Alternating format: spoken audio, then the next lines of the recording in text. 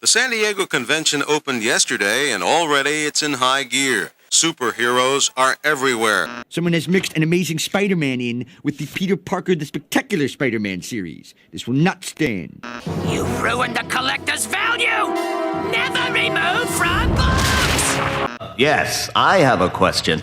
What was it like working with the master, George Lucas? Oh, it was unforgettable. This thing rules. The thing rules. Oh, hey, what's up? I'm Brian Altano. And I'm Max Scoville. This is a show where we discuss something we love, Unpack why we love it, explain where it came from, try to remember our first impressions of it, share our weird stories about it, maybe learn something new about it along the way. but first and foremost, we're here to celebrate the fact that this thing rules. So how about that Comic-Con? Comic-Con. Okay, so I love Comic-Con. Comic-Con is a thing now that, like, I think when I say Comic-Con, I think people think I think San Diego Comic-Con, but Comic-Con has grown and it's in multiple cities now. It's Yeah, I mean, I think so in for the multiple sake of countries. conversation, we're talking about comic conventions in general. Yeah. You know, I think Yeah. this can also extend to be a blanket term that's, you know, general pop culture, sci-fi conventions, stuff like that. But we specifically just got back from San Diego Comic-Con, which has become the sort of de facto, the big one, you know? And what I love about that show the most is that it kind of gives what you put into it. Like, I think you can go there and just be like, hey, I just want to walk the show floor and, like, you know, look at stuff. Cool. Do it.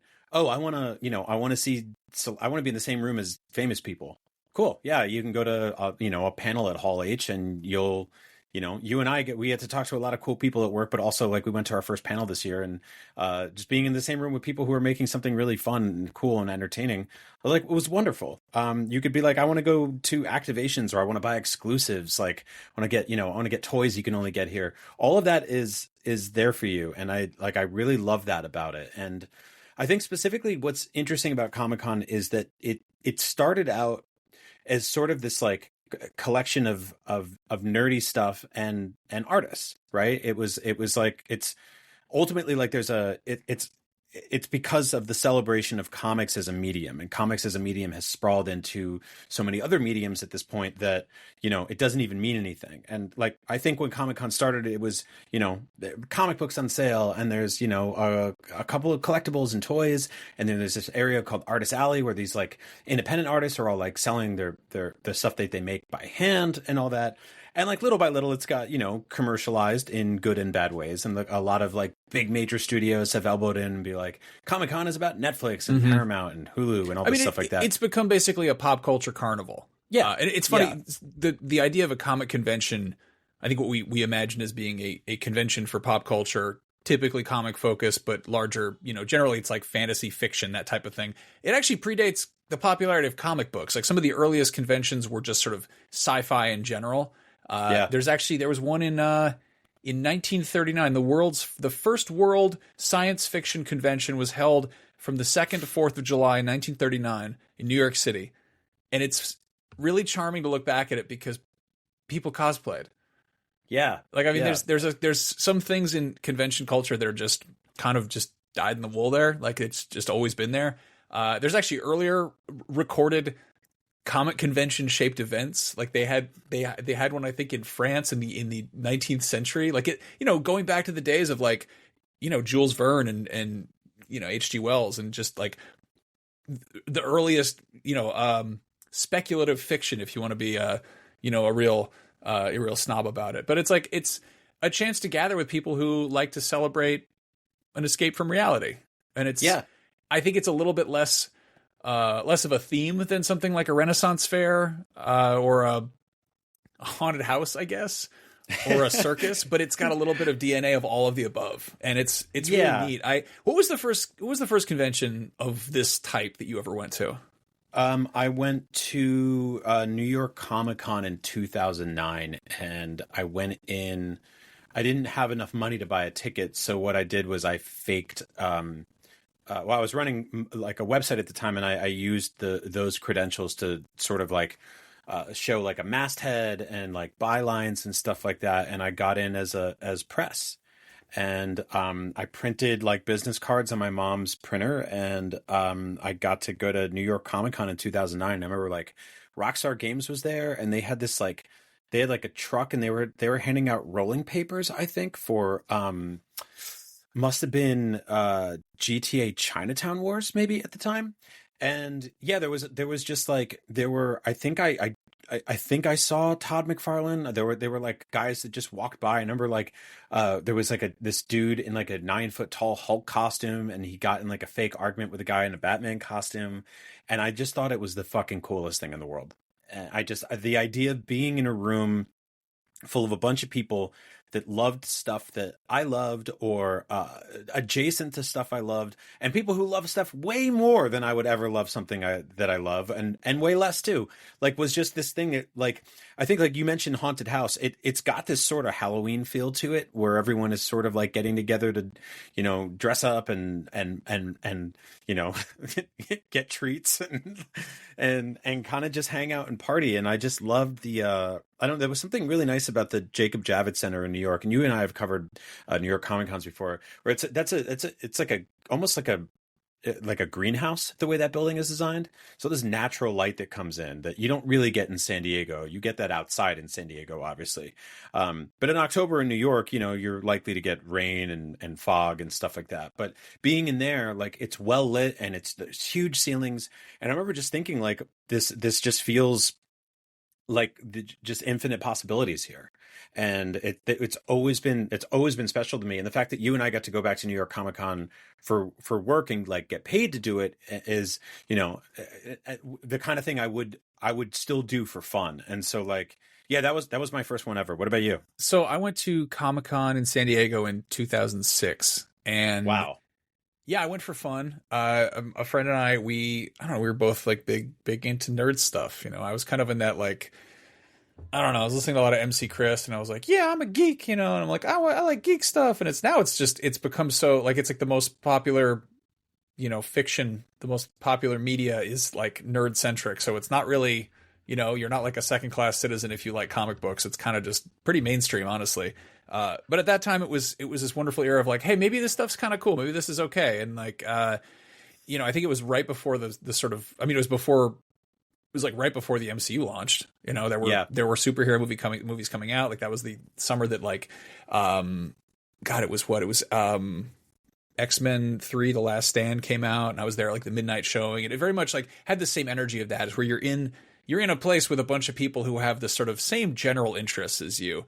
But yeah. We went to San Diego. We had no money. About a day and a half before we went down, I found out that my shitty little credit union had decided to send me a new debit card, but before I received it, they canceled my existing one. So, and again, like, things were a little bit less like plastic oriented back then, but still, like, I couldn't go to an ATM, and I had to bring like a fucking checkbook, which is a little bit of a nightmare. You know, it was one of those situations. Buy collectibles? To buy anything, to like pay for like bus tickets and shit. And luckily my friend was there, and she's able to kind of float me and stuff. But yeah, like we took a red eye Greyhound bus down from San Francisco, which was a complete hell riot on its own. And then we get in San Diego, and it was this feeling of like, oh my God, like everyone here is here for this thing, which is something I do really appreciate about San Diego Comic Con in particular, where it takes over the city. New York Comic Con I also appreciate, because if you leave the convention and you just need a break from convention stuff, you're in New York, and New York does not give a shit about convention culture. I mean, no, it doesn't. You're kind of like, well, I'm basically just in where half the Marvel comics take place, so that's good. Maybe I'll see Spider-Man for real, you know?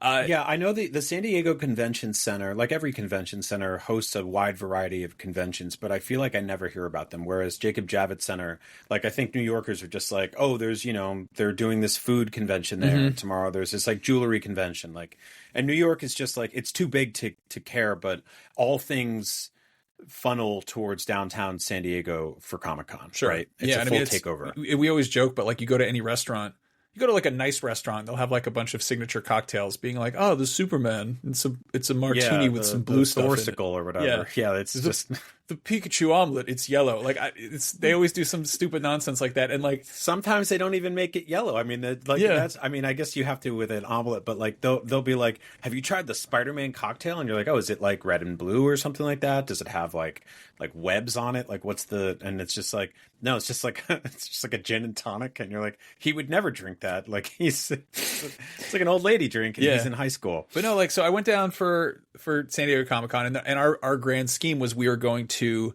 volunteer, which is how you get tickets for free, basically. And I think the deal was if you volunteered, it was like if you volunteered for 3 hours a day, you would get the rest of the day free, or something like that. It was maybe like 4 hours a day, and you'd get 4 hours free, some nonsense like that. And we signed up to do that, and we went to this whole volunteer thing. And the whole thing is, and I think it's still run basically by volunteers. And we got stationed at the place where, like, I think it's like press check-in. Like basically, if you get there. It's all gotten very different now with the advent of like digital QR codes and stuff like that. But at the end of the day, you do need a physical badge. And so they put us at the place where people would come in with like a thing they printed out on their inkjet printer at home that we would then run through the system, and then we'd hand them a physical badge, that kind of thing.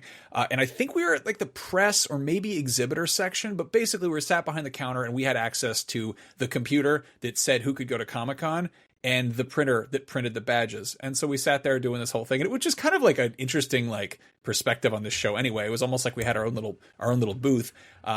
Nobody particularly famous came through, with one exception, where these two dudes came in and they were like, hey man, we're from like we run a movie blog.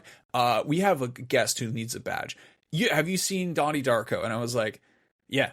And he's like, you of course remember Frank the Rabbit? Yes. And I was like, yes. And then there's just like this guy next to them, and they're like, this is Frank the Rabbit. And I was like, and he was wearing like a little bit of like eye makeup on his face that I think he wears when he's in like human form in that movie. But the dude spends most of the movie in like a terrifying bunny costume. Yeah. So it's not really one of those like, hey, I know you. I'm like, there's probably somebody pretending to be you who's more recognizable as your character. And was it the actual actor from the movie? I think so. But also, that's fascinating. But also, who gives a shit? You know, like he doesn't do anything. It's like if it was Jake Gyllenhaal, I'd be like, hell yeah, what's going on, man? No, you would be more impressed to find like a screen accurate cosplayer who nailed that costume than you would the guy who actually wore it but wasn't wearing it at the time. It's weird that I don't know. I don't think they give any special treatment to cosplayers, which is kind of shocking to me, because like they add so much, and they like, you know, they add so much to the general vibe of the convention, and then they do, and it's like they got to pay for tickets unless they're properly recognized as press or exhibitor or whatever, I think. But anyway, I don't remember if I gave the Donnie Darko bunny a pass or not. But we finished our stint, and we walked around the show floor, and I was like a kid in Candyland. Like I was like, oh my god, this is the coolest thing ever. I have all these photos of me from back then where I'm walking around taking pictures next to big things. Like, and like posing with cosplayers and stuff, which now we go to these things for work, and I'm like, I don't know. I don't really do that. I don't take pictures with stuff necessarily. I also don't have any pictures of anything but my like kid and my dog anymore. But, no, there's like all these pictures of me, and you have to have like a digital camera, and I'm next to like a big Gigantor statue and like an Optimus Prime, and there's like me like making the most awkward face next to like an Emma Frost cosplayer, who you can't even tell is an Emma Frost cosplayer because she sort of pulls the cape close, so she just looks like half a ghost, which isn't a look. But yeah, it was fun. We did this. We get back to the hotel, and I was like, oh man, what are we going to be doing tomorrow at volunteering at Comic-Con? And my friend's like, well, we could do that if you want, or we could just go to Comic-Con, because I printed us badges that say our names on them using the technology they put in front of us. So we just, oh my god, yeah, which was like a nice little hack. And I'm a simpleton, so didn't even occur to me to do that, but that was a kind of nice little like, hey, we're breaking the rules, awesome. And that's fucking awesome. I don't know, the statute of limitations is up on that, unless anyone from Comic-Con International is listening, in which case I'm sorry. I mean, we worked that show 4 days ago, so yeah, they could still get you. The whole thing that I think the thing I was most excited about was I was always obsessed with action figures and toys growing up, and I would be reading, toy blogs. And one thing they would do at Comic-Con is they would have a big booth on the show floor, and they would have glass cases where they would reveal new collectibles coming out, and they would show off like prototypes. And they would do this at New York Toy Fair, which I've never been to still, and I hear it's kind of disappointing if you're expecting action figure stuff. And then Comic-Con would do that stuff, and they'd show it off, and and they still do that. It's still like a fun time. And I was like starstruck to see like a prototype Starscream. Like they were like, hey, here's what's, here are the X-Men action figures that are coming out in 6 months. Here's what's coming out from McFarlane Toys. It's an unpainted prototype that is twice the size of a normal because they're still figuring out the sculpting or whatever. They did like a 2-up. But yeah, I was so excited to see that in person because it was something I would just flip through image galleries of online. And then like seeing those with your own eyes on the show floor in glass cases, and they have that tangible, this is going to be a real actual product. And even when they're not painted, still some of my favorite stuff to do. You and I do what they call preview night every Wednesday at San Diego Comic-Con every year. And it's like 6 o'clock to 9 o'clock at night, and you go hit the show floor, and sometimes you get tipped off on what's going to be there, and sometimes you find surprises. And I don't know, man, that's one of my favorite things in the world is you and I just walk around. We get to see a bunch of action figures that aren't out yet, but will be out soon. We run over to Hasbro and Mattel, and we look at all the Star Wars toys and Jurassic toy and just whatever. We're just looking at shit that's not here yet, and it just makes me giddy. And the other big thing is they do convention exclusive collectibles and toys, which I think are fun and cool, but also a pain in the ass to get. And they're typically just kind of scalper bait. And we get to unbox those on our show sometimes. And they're generally really fun. This year Mattel did one for Jurassic Park where, as we all remember, there's a scene in The Lost World where a dinosaur runs through San Diego and wrecks everything. They decided to make a little box diorama where it is a Tyrannosaurus action figure busting into this fake convention center floor. And in the foreground, there's a little action figure of a guy in a dinosaur costume who, as an accessory, is holding a replica of the entire show exclusive toy, which is just such a weird, smart meta thing. And of course, several layers of meta. Yeah. And if you can only buy that at Comic-Con, that in San Diego, that makes perfect sense because that's a very, San Diego Comic-Con, exclusive thing. That stuff now is kind of a pain because it's a lot of waiting in line. It's always, it's a race to get your hands on this thing, which I know for some people is part of the charm. The other thing people like to do at conventions is go sit in a hall and watch some kind of a panel or presentation. And the year I went the first time, I somehow got into Hall H. I guess it was easier back then. Hall H is the big one where all the big stuff happens. And the big presentations I remember seeing, big, panels. I went to the Snakes on a Plane one, which was really funny. It was I think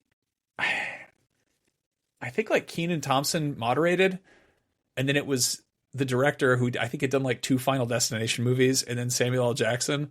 And it was just, they were just goofing around the whole time. And, at the end, they always have they have convention goers go up to the microphone and do Q&A. And one of them was did you consult with any snake experts? Would you say the snake's behavior in the film is accurate? And they all kind of look at each other, and they were Samuel L. Jackson was yeah, we talked to the snake scientist, and he said that's exactly what those motherfuckers would do. It's just it's that Simpsons bit about somebody asking, in this episode of Itchy and Scratchy, they play the rib cage like a xylophone, and it hits the one rib, and it makes the same notes twice. Are we supposed to not notice this? And it's that's also the people who go to Comic-Con, which is there's that. It's that there's that Star Trek SNL sketch back in the day with William Shatner, where all these Trekkies come up to him and they're asking him these questions, and he's like, get a fucking life. What do you do? That's a very funny part of it. But also the Hall H panel thing is one of the, and I think more and more and more of these days is one of the, I think, most special things that we can do as a species, right? It is getting a bunch of people together in one room to give them something that they can't get anywhere else, right? And it's not yeah, you could watch a bootleg stream of that on somebody's phone or something like that. But you and I realized I'd never been to a Hall H panel. I've interviewed people leaving Hall H panels for my job and been you just saw The Walking Dead or Family Guy. Tell us what you saw, right?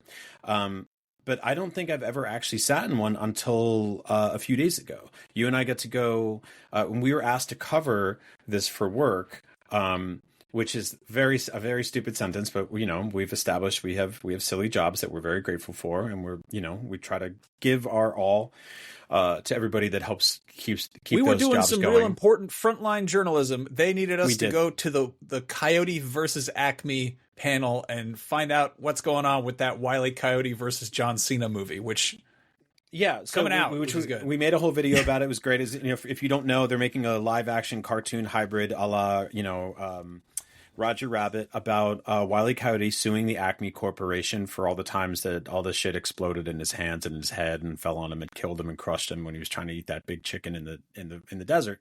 And he calls Will Forte, who's a lawyer, and Will Forte is an actual human actor playing a human man in real life in this cartoon hybrid. And Warner Brothers is run by a notoriously evil man named David Zaslav, who was like, let's not put that out, let's save money. And then allegedly notoriously evil man. Yeah, I can get a gold toilet for my fourth yacht or whatever he does his diarrhea dunks.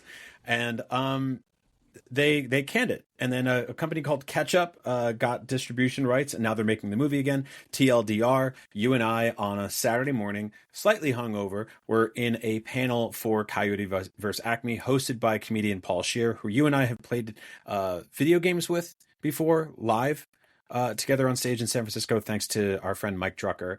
And Paul Scheer hosted a panel where he brought out Will Forte and the director of the movie and Eric Bauza, who does every modern Looney Tunes voice. Mm-hmm. And they showed us a bunch of shit from the movie that we've never seen before. We're watching for the first time in a big crowd and everyone's losing their shit. So I think fucking awesome. The Hall H panel experience, which again, you kind of have to be there. Like, you always see cell phone clips of like, oh, Robert Downey Jr. ripped off his Dr. Doom mask and everyone lost their minds at the Marvel panel. Or like, you can read synopses online, you can see like cell phone reps, but being in a room with thousands of people or hundreds, I don't know how many people could fit in there. A whole lot of people in one gigantic room who are there to focus on one thing, which isn't so much even like I'm sure a lot of people are there just because they want to see a sneak peek of an upcoming movie. And there is the obvious sort of marketing side of it. But ultimately, it's sort of the equivalent of seeing a band live, except instead of a band, it's a comic or a movie or a show or a game. And I've always said, like, Comic-Con in its current form is like a pop culture Coachella with everything but music. And, somebody like, oh, there's a booth where they're selling Kiss action figures. Like, okay, you get the point, Mm-hmm. They actually do add musical elements. There's like concerts and stuff that happen now too. But it was like, that's it. It's just you're in a room with people who are focused on the same thing. They're fixated on the same stuff. And I feel like it's also stuff that is typically pretty, it's sort of indoor kid stuff. It's sort of, it's escapism. And it's maybe the kind of things you turn away from everyone else around you to focus on the stuff. But suddenly if you go to a place where everyone else there is on the same page, it's easier to make friends. It's easier to talk to people. You're all kind of there for the same reason. You're celebrating stuff you love with other people who love it, and the people who are putting on that show are generally the people who make the thing you love, which adds this whole extra layer of like, it's not like you're not just going to like a themed party where a bunch of your buddies are all just like, I love Dracula too, you're going there and like you're going to a panel that's hosted by the people who are making, like, fucking George Lucas had a panel at Comic-Con over the weekend, and he's like, I think that's sort of like a bucket list guy for us, and we're very lucky in that our bucket lists aren't really that long anymore, and they somehow got a lot shorter over the last few days. But like, you could go to a Comic-Con panel and you could wait in line during the Q&A part, and you could be like, when you were working on Attack of the Clones, like, you could potentially talk to George Lucas. How fucking cool is that? Yeah. We watched people, like 10 people in a row, get up and ask questions about Coyote vs. Acme to the people working on the movie. And I think that's awesome. I think that's such an incredible thing. And it just removes this whole barrier. It brings people who really give a shit about something into the same space and lets them meet the people who are making the thing that they love. And that just like, it warms my heart, because it's like, you and I were very blessed, and we get to do stuff like that a lot, right? We get to talk to people working on stuff that are people making video games and movies and shows and stuff like that. And I think the average person doesn't really get that experience. They have a very, people, you ask somebody like, you ever meet someone famous? They'll be like, oh, I was at this restaurant and Danny Glover was there or whatever, right? And I took his table and I hate myself for it. True story. And you can you can ask the average person that, and like they just don't really get those experiences. And at Comic-Con, like you can wait and you can be like, I met the entire cast of like Breaking Bad did a panel, right? Walking Dead does panels. Like all the biggest TV shows have done even stuff that you're like, that's not geeky. Like, you know, like what fucking, you know, Bryan Cranston wore a rubber Bryan Cranston mask and walked the Comic-Con show floor. He looked like fake Heisenberg. And then he walked into the panel for Breaking Bad and he took off the mask in front of the entire room, and people were probably like, fuck, I saw that guy all day. And I was like, what a cool costume. Maybe I even got a picture with him. No, a guy I follow on Instagram, I forget who it is exactly, but he does like Stormtrooper cosplay. Yep. And he took a photo with somebody else in Stormtrooper cosplay without realizing that it was Mark Hamill. So he's got a picture of two dudes wearing Stormtrooper outfits. You can't even tell who's who. And he's like, yeah, that's me and that's Mark Hamill. It's like, well, I you know, I'll take your word for it. But yeah, that's like people are going to come to his house for the rest of his life and have dinner and drinks and be like, yeah, let me tell you something. He'll be like, yeah, all right, buddy. Yeah. Sure. No, I will say that like the more focused a convention is, the more I like it, I think. Yeah. I went to an independent comic convention one time that was all just like zines and local artists and stuff. And the energy was completely different. And it was really cool. Like it was just, you know, obviously if you're there to see Norman Reedus, you're going to be disappointed probably. But it was, you know, it was a nice singular focus. I've been to like smaller anime conventions, similar deal. It's kind of like, you know, Comic-Con is such a wide net at this point that it's sort of pop culture in general. And there's people there who are like, yeah, I love, you know, I love Spartacus on Stars or whatever. And I'm like, I don't watch that program, but I mean, even like Star Wars Celebration, right? Which is obviously owned by a multi-billion-dollar corporation, but still like just going to something that's just like one thing. No, right? that's I would say that's kind of my favorite event, is because that's one thing. And again, there's plenty of ways you can love or hate Star Wars and still be considered a Star Wars fan. But being in a room with people who are like, they're all there, there's no question about, yeah, you like Star Wars. You don't go to a Star Wars convention if you don't like Star Wars. That's kind of the point. And it's that, I don't know, that singular focus is kind of just very cool. And like Comic-Con still has it in spots. That first year I went, I remember we found there was a Star Wars trivia contest panel, or like, you know, trivia room, whatever. And I went there. I was like, I'm gonna do great, or I'm gonna partake in this. And it was just like the most humbling, like, oh fuck, I don't know anything about the Yuzan Vong. Like these are the dudes who've been reading every book as it's come out, and I'm like, well, I need to brush up a little bit, I guess. But yeah, we had a chance to actually walk around Comic-Con for fun.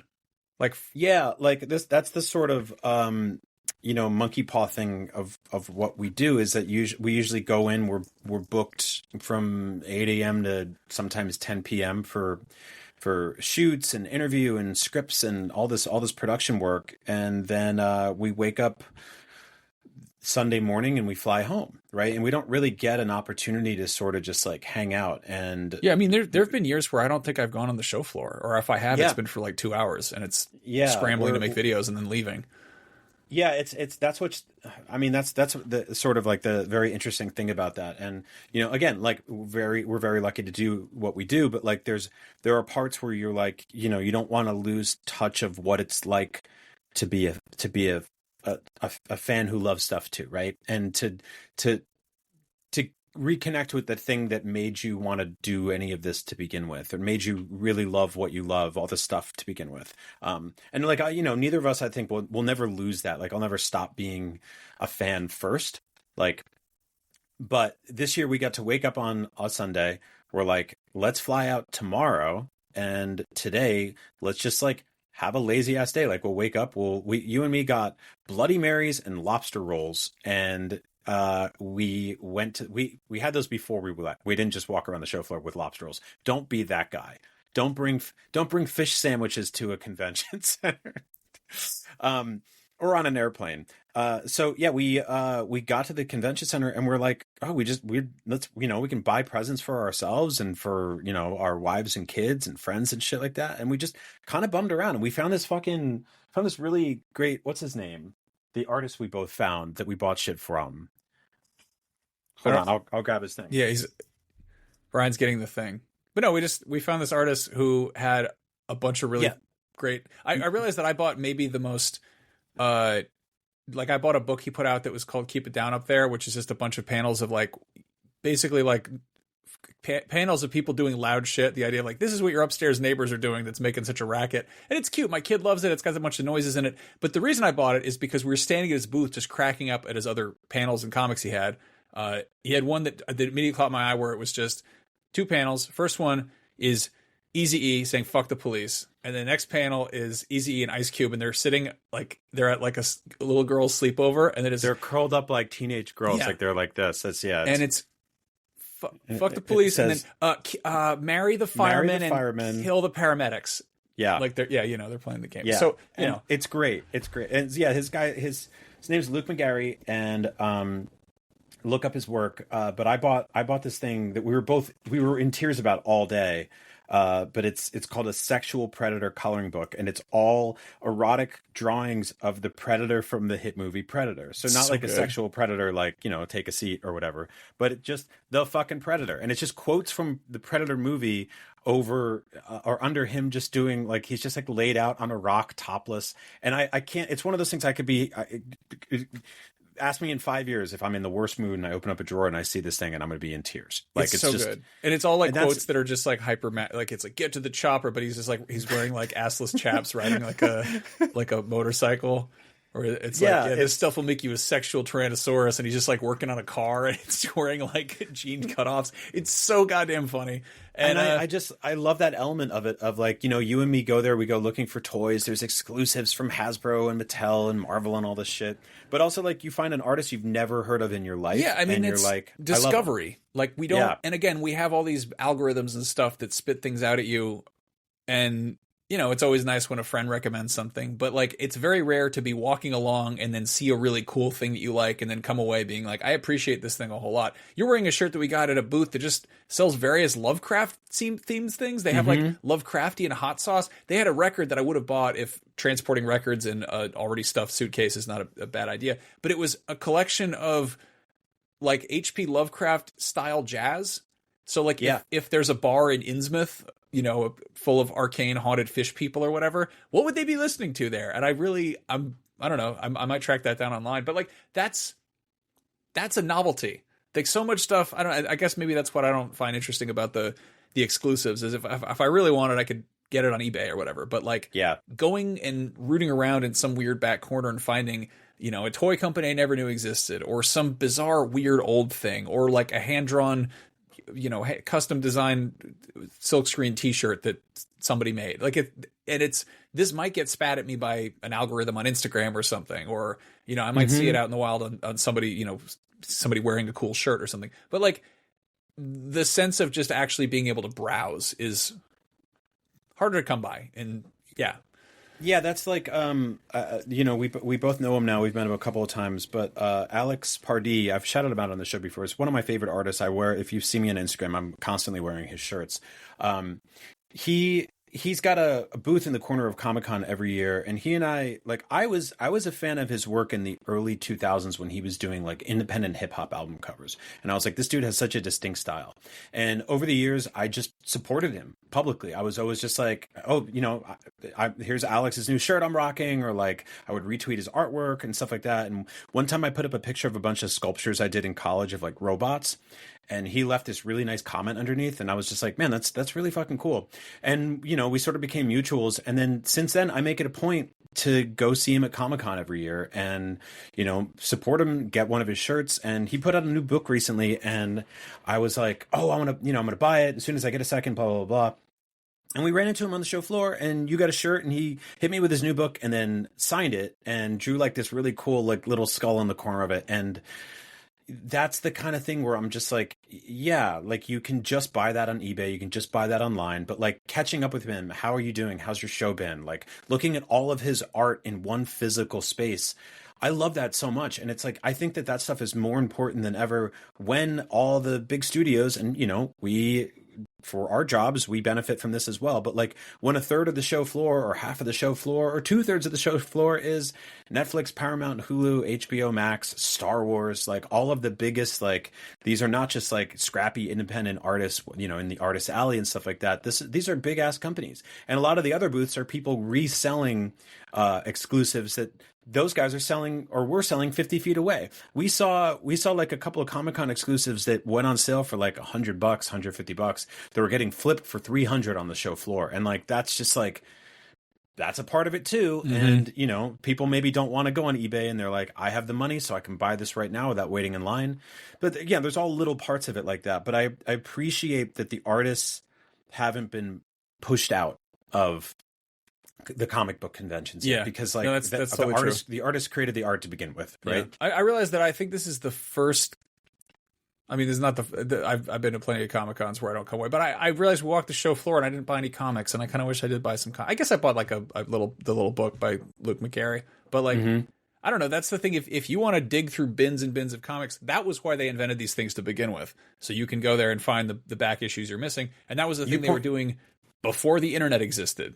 Where you pointed out at one point there was this these parents were pulling one of those big red like cloth or whatever canvas scooters around with these two kids in it that were just sitting like back to back and they're just both reading comic books.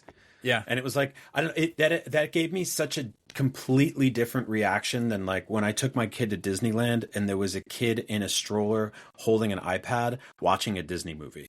I was like, look up, you know, and here I was like, you probably just bought those and you're probably so like, they don't sell iPads that play Moana at Disneyland, right? They sell Moana merchandise, but at Comic-Con they sell comics, and these kids bought comics and they were reading them on the comic show floor. And I don't know, man, I don't know how you could not look at that and like not have your heart grow 3 times the size, right? It's just amazing.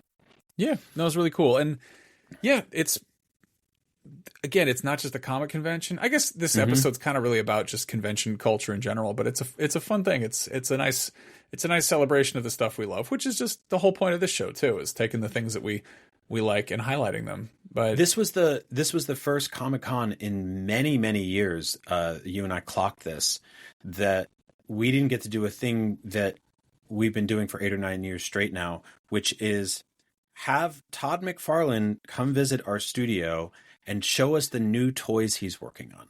Which, like, stop and think about that for half a second. Like, when you and I were both looking at, like, the, you know, McFarlane movie monster masterpieces and all the fucking ghoulish, horrific Spawn figures he was making back in the day, or looking at his fucking comic book covers, 2 of which I have, like, framed. Like, the fact that, like, Todd McFarlane is there, Jim Lee is there, and they're like signing autographs. We didn't get Todd McFarlane on our show. We didn't see him out there, but I did see him waiting outside a seafood restaurant. So good. Yeah, he probably had a good chowder. Maybe he had lobster rolls too. Who knows? I hope so. But no, we're incredibly lucky to get to do what we do. But it's also nice that we got a chance to do it the old-fashioned way and just walk around and enjoy a convention, which is how it should be. I don't know. It's a cool thing to do. If the anybody listening really is cool. If anybody listening, I was going to say, let's do it. Yeah. No, if anybody listening has never been to a comic convention, it's really fun. Check it out. It's a cool time. Max, I like how we're either finishing each other's sentences or not allowing each other to have a sentence, and there's never any in between. No, the other thing I was going to say real quick is that thing that they do at Comic-Con that's really fun is they do these things called activations, which is just a very generic buzzword for they took a thing that you like and they turned it into a thing that you can run through or walk through or crawl through.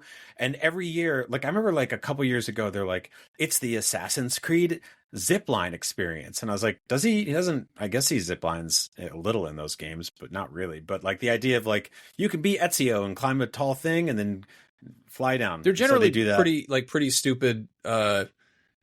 They're somewhere between a place and an activity and a ride. They did one for the Twisted Metal show this year, which was very clearly like you took the bumper cars that go on tour when it's summertime and there's like fairs, and you just put Twisted Metal stickers on them. But bumper cars are really fun. And so somebody had an idea of like, let's put bumper cars within 50 feet of the convention center and you can ride them for free if you wait in line. And that's great. You and I did a thing a couple years ago for Blade Runner 2049, which like started off with like, you're sitting in like these seats with like VR and you're watching something and your ship crashes and then the screen comes up and you walk into a room that's like, hold on. So this was like the coolest of these things I've ever seen. This is for Blade Runner 2049. And basically they brought us in this big room. And they set everyone down. And again, this is like a thing that people just wait in line for. It wasn't even on the convention floor. It was like a few blocks away. You sit there. They gave us some VR headsets. I think they were like shitty ones. It was like before like the Meta Quest came out. It was like something that was kind of mid-range, you know. We're like, okay, whatever. They put it on and we watched this sort of VR cutscene, which is sort of cool. You know, if it's a VR thing, it's cooler than not doing a VR thing where you're in the spinner, you know, you're in like the little, you know, Deckard's little car and you're flying around in Blade Runner world. And it all looks a little bit like a PS2 game.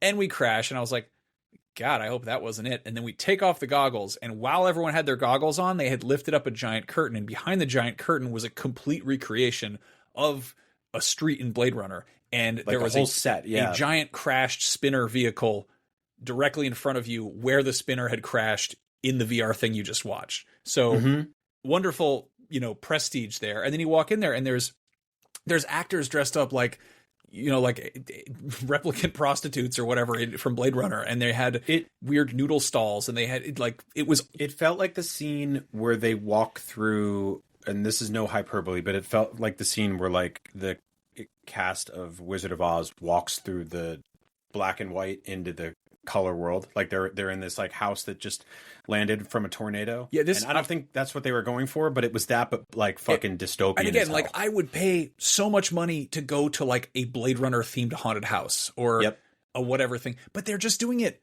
for free for people who went to Comic-Con and waited in line or whatever. And like, I don't know. It was July in San Diego and there was snow on the ground. Like that's how committed they were to this bit.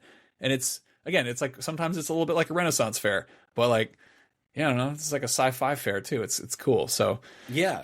And I got to do one for Alien Earth this year, which is like this show we're both excited for. We both got to like talk to the people working on it. Like I don't know. I really, really love that show. I was starting to say it before, but I feel like in the face of like everything being online only and like AI slop infecting everything, like the idea of having a big physical shared experience with other people, like I feel like everyone is so isolated now and creativity is such a coin flip on whether or not you're going to get something that was spit out by an algorithm or a machine. And you might still get some of that at Comic-Con. Like there's probably dudes in the corner selling fucking Midjourney t-shirts or whatever the fuck, but like you can still go to this place and experience something with a bunch of other people that you can't just get on your computer. And that fucking rules. Yeah, that does rule. And I'm glad we got to walk around. It was a good little recharge of the batteries there. So it really was. Thanks for doing that with me, man.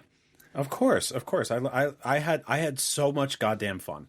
Like genuinely, I just don't. I'm like, oh, we don't ever get to do this, and it was so much fun to just walk around and be like, look at that old toy, look at that new toy, look at that weird drawing, look at that fucking, fucked up cosplay. Like we saw a Cookie Monster. It was a guy with his kid. And it was like the worst Cookie Monster I've ever seen, but it probably made it made sense to him, and it made his kid happy, and it made him happy, and maybe he was trying to make a weird ass Cookie Monster. Who knows? But it put a smile on my face, and that's what counts. Maybe that was Bryan Cranston. We don't know, or Mark Hamill. It could have been anyone. Yeah. But anyway, Comic-Con rules. Before we go, just a reminder, This Thing Rules is made possible thanks to the support of our Patreon backers. If you'd like to help us keep the lights on and get some extra bonus stuff for yourself, you can go kick us $1 or $2 at patreon.com/thisthingrules. But really, every little comment, like, subscribe, share, or other form of engagement goes a long way. So if you've got a minute, give us a plug on social media, or go give us a nice review on iTunes, or just write something weird. I don't care. It's nice that you made the effort. And finally, a big, huge, extra special thank you to Patreon executive producers for this month: Ben Burkhalter, Anthony DePiro, Nick Vaughn, Paul Atienza, Kevin Lemasurier, Steve Cam, Caleb Hilliard, Billy McKendry, and Chip Chunkling. Thank you so much for your continued support. You rule. But Aquaman, you cannot marry a woman without gills.